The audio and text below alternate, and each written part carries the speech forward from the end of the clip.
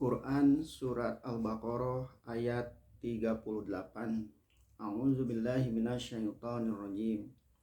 Qul nahbitu minha jami'a fa imma ya'tiyannakum minni hudam faman tabi'a hudaya fala khaufun 'alaihim wala hum yahzanun.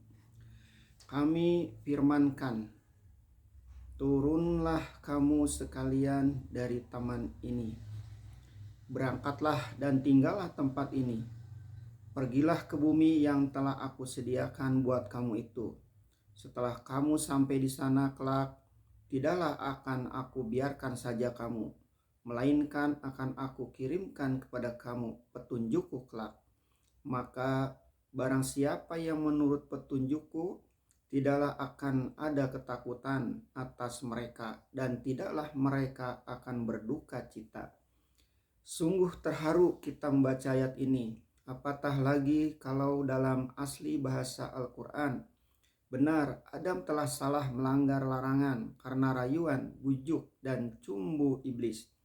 Dan dia menyesal lalu mohonkan ampun. Oleh Allah yang Maha Pengampun dan Maha Penyayang telah diberi ampun. Maksud pertama dari Adam bukanlah berbuat salah. Dasar isi jiwa manusia adalah baik, bukan jahat. Dia disuruh pindah ke bumi karena akan diberi tugas, yaitu apapun kesenangan di tempat itu, di taman atau di surga, tetapi tidak layak lagi baginya.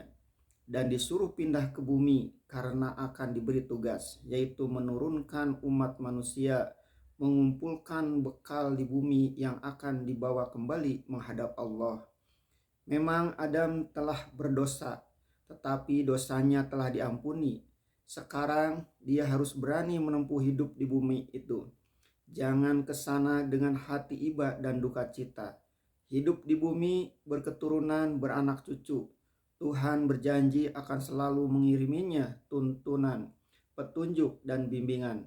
Lantaran itu, betapapun hebat permusuhannya dengan setan iblis, dengan adanya tuntunan Tuhan itu, asal dipegang teguh pula oleh anak cucu di belakang hari, mereka akan selamat dari rayuan setan iblis. Mereka tidak akan diserang oleh rasa takut dan tidak pula akan ditimpa penyakit duka cita. Apabila saudara-saudara kaum muslimin telah merenungkan ayat-ayat ini, dapatlah saudara-saudara melihat perbedaan dan persimpangan jalan di antara kepercayaan kita kaum muslimin dan penduduk dan pemeluk agama Nasrani. Keduanya sama mengaku bahwa Adam telah berdosa melanggar larangan. Tetapi kita kaum muslimin percaya bahwa dosa itu telah diampuni. Dia tidak usah takut dan duka cita lagi. Adam bukanlah diusir dari surga, tetapi diberi tugas menegakkan kebenaran dalam bumi dan diberi tuntunan. Orang Nasrani mengatakan bahwa dosa Adam itu telah menjadi dosa waris, turun-temurun kepada segala anak cucunya, dan naiknya Isa Al-Masih ke atas kayu saliblah yang menebus dosa warisan Adam itu. Kita mengakui bahwa kejadian dari manusia, gabungan akal dan nafsu, pertentangan cita-cita mulia dengan kehendak-kehendak kebinatangan berperang dalam diri kita. Kalau kita berbuat dosa, bukanlah itu karena dosa yang kita warisi dari Adam, dan kita sendiri-sendiri bisa meminta ampun dengan sungguh-sungguh kepada Tuhan, niscaya akan diampuni, karena Tuhan itu pengasih dan penyayang. Tidak masuk dalam akal murni kita bahwa Allah menurunkan dosa waris Adam kepada anak cucunya dan mengutus Isa Al-Masih ke dunia untuk naik ke atas kayu palang, buat mati di sana bagi menebus dosa waris manusia tadi. Padahal dikatakan pula bahwa Isa Al-Masih itu adalah Allah sendiri menjelma ke dalam tubuh gadis suci Maryam, kemudian menjelma menjadi putra. Inilah yang dijadikan dasar kepercayaan, yaitu Allah Ta'ala sendiri menjelma menjadi anaknya, yaitu Kristus. Islam mengajarkan bahwa dosa bukanlah timbul karena warisan, melainkan karena gejala-gejala pertentangan yang ada dalam batin manusia itu sendiri. Adam sendiri terlanjur makan buah yang terlarang karena pertentangan hebat yang ada dalam jiwa, sehingga ciri mulia kalah oleh hawa nafsu keinginan. Akan tetapi, sebagaimana terdapat pada tiap-tiap manusia kemudiannya, bila telah lepas dari berbuat dosa itu, sesal pula timbul. Adam memohon ampun kepada Tuhan dengan sungguh-sungguh, lalu dia diampuni.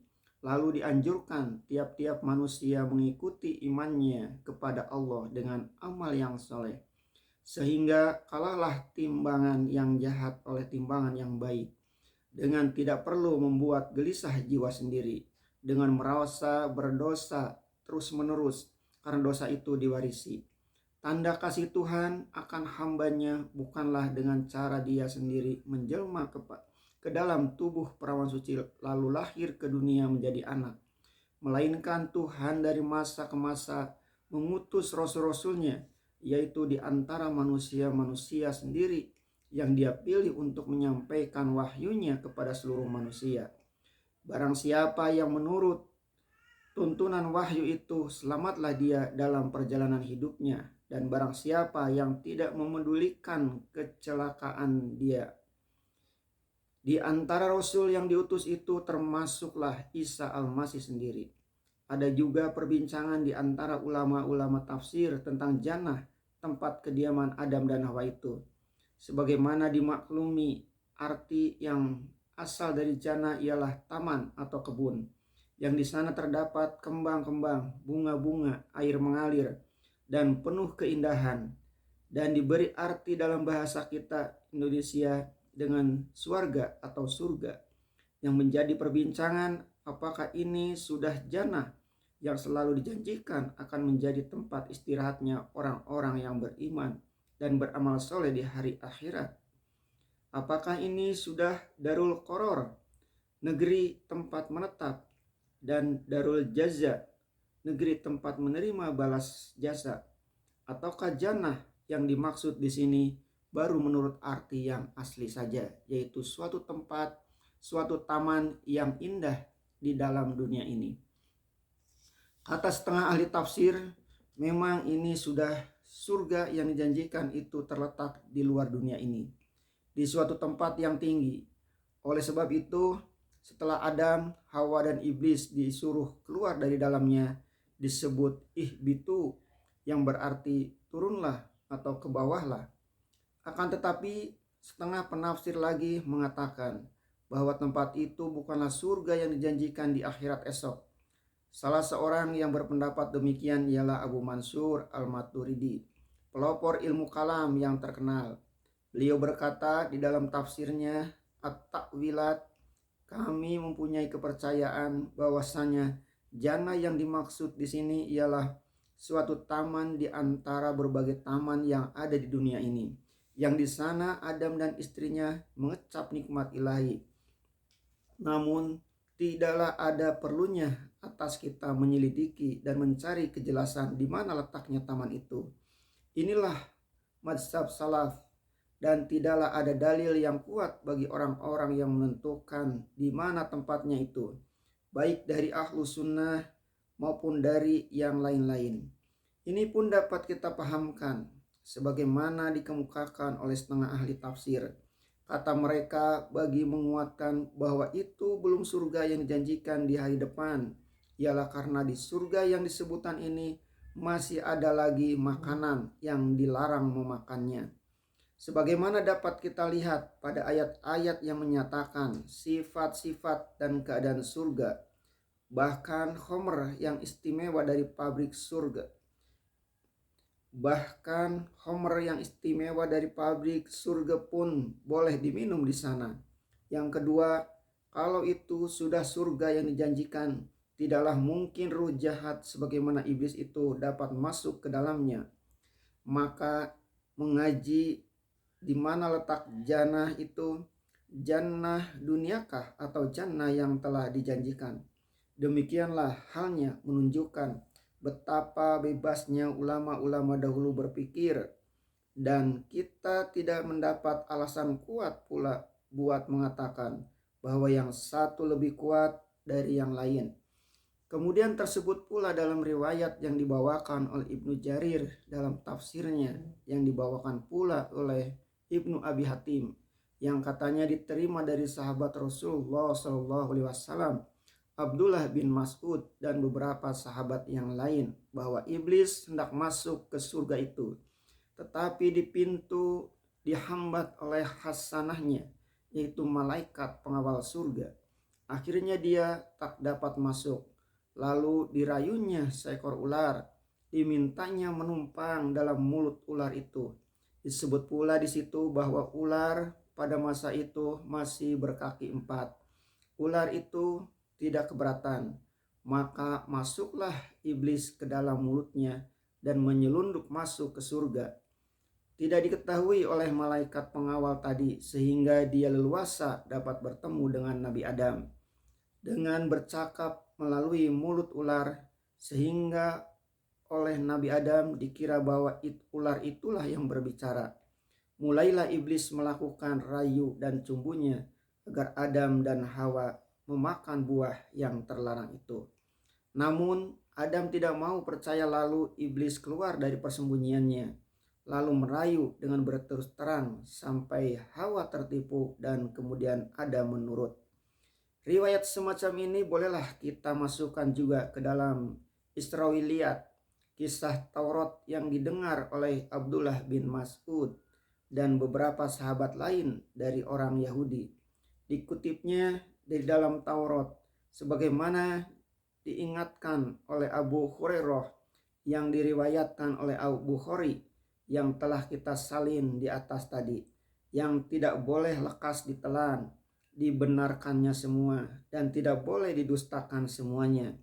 Yang penting ialah bahwa di dalam Al-Quran sendiri tidak ada cerita iblis menumpang dalam mulut ular itu, yang bagaimana kita membacanya mestilah meninggalkan kesan bahwa malaikat hasanah surga telah dapat ditipu oleh iblis, sehingga derajat malaikat sudah sama saja dengan manusia biasa, dapat dikicuh. Mempercayai cerita semacam ini agaknya sama saja dengan mempercayai bahwa kalau ada perempuan dalam bunting atau hamil, hendaklah dipakukan ladang kuda di muka pintu rumah supaya hantu-hantu jahat jangan berani masuk, sebab ada ladang itu. Menurut satu riwayat dari Ibnu Abi Hatim yang katanya diterima dari Abdullah bin Umar, bahwa Adam turun ke dunia di Bukit Safa, sedangkan Hawa turun di Bukit Marwah. Dan riwayat lain dari Ibnu Abi Hatim juga katanya diterima dari Ibnu Umar juga, Adam turun di bumi di antara negeri Mekah dan Taif. Ada pula riwayat Ibnu As-Sakir yang katanya diceritakan dari Ibnu Abbas bahwa Nabi Adam turun di Hindustan, sedangkan Hawa turun di Jeddah.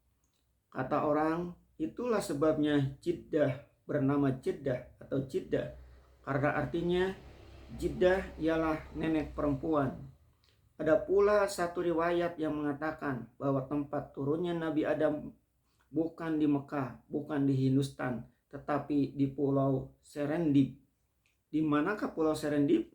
Syekh Yusuf Tajul Khalwati dalam surat-suratnya yang dikirimkan dari Ceylon atau Ceylon kepada murid-muridnya di Makassar dan Banten pada akhir abad ke-17 sebelum beliau dipindahkan ke Afrika Selatan, selalu menyebutkan bahwa beliau bersyukur karena di pulau pengasingan itu, Pulau Serendip, tempat turunnya nenek kita Nabi Adam, dan beliau masih dapat beribadah kepada Tuhan. Maka Syekh Yusuf dengan demikian memegang pendapat yang umum pada waktu itu, bahwa Pulau Serendip ialah Pulau Ceylon, sekarang Sri Lanka. Akan tetapi dalam penyelidikan ahli-ahli terakhir menunjukkan bukti-bukti pula bahwa Pulau Serendip bukanlah Ceylon, melainkan Pulau Sumatera, sebab nama Serendip adalah bahasa Sanskerta yang ditulis dengan huruf Arab. Aslinya ialah Pulau Swarna Dwipa, yaitu nama Sumatera di zaman dahulu. Sebagai juga Jawa Dwipa, nama dari Pulau Jawa. kita salinkan segala riwayat ini sudahlah nyata bahwa kita tidak berpegang kepada salah satu daripadanya. Sedangkan yang diriwayatkan oleh Ibnu Abi Hatim dari Ibnu Umar lagi dua macam yang mengatakan Adam turun di Bukit Sofa. Sedangkan yang satu lagi mengatakan Nabi Adam turun di antara Mekah dan Taif. Ditambah lagi dengan riwayat yang mengatakan turun di Hindustan. Ditambah lagi dengan riwayat yang mengatakan turun di Pulau Ceylon dan Sumatera. Sehingga penafsiran ini bisa pula berbangga bahwa asal seluruh manusia yang ada di atas dunia ini adalah dari Pulau Sumatera, sebab Serendip adalah Swarna Dwipa, sedangkan Swarna Dwipa adalah Sumatera. Semuanya itu tidaklah ada sebuah juga yang dapat dipertanggungjawabkan menurut bahan-bahan sejarah. Dan riwayat-riwayat semacam ini pun tidak ada yang dikuatkan oleh hadis yang sahih walaupun sebuah. Dahulu kalau kita naik haji, seorang penunjuk jalan akan membawa kita ziarah ke kuburan yang dinamai kuburan Siti Hawa di Jeddah itu. Panjangnya sampai 1/4 kilometer atau lebih. Di Ceylon pun kita bisa dibawa orang ke atas puncak gunung yang dinamai Talapak Nabi Adam. Semuanya ini adalah cerita bagus-bagus untuk khayal. Tetapi akal yang terlatih di bawah bimbingan Al-Quran dan hadis Rasulullah SAW tidaklah akan dapat menelan saja cerita-cerita semacam ini, walaupun ada disuntingkan pada setengah tafsir.